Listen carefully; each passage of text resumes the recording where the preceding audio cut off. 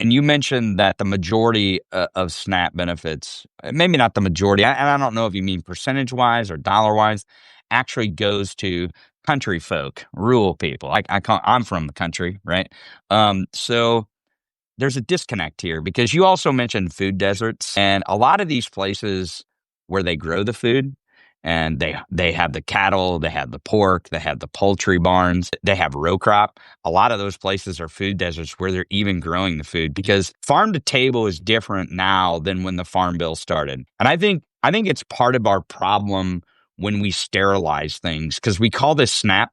And I think by sterilizing it with an acronym like that instead of calling it the food bill, um, because that's really what it is. It's food. I know that people, nutrition assistants, and they want to use all these fancy terms, but I think we box ourselves in when we start to really, because we don't want people to feel shame because they're on this, because it's food stamps, but we really lose what it actually is when we do that. And I think that's how we get to these places where a group of people who may receive a ton of benefit from this program, even if they're not directly getting those dollars, their communities see a huge benefit for these programs. They're disconnected because SNAP is for someone somewhere else. Right. Food stamps is what my community gets. It's kind of like Obamacare and ACA type stuff, right? Yeah. Like we get confused because we're not educated. We're not educated on this. So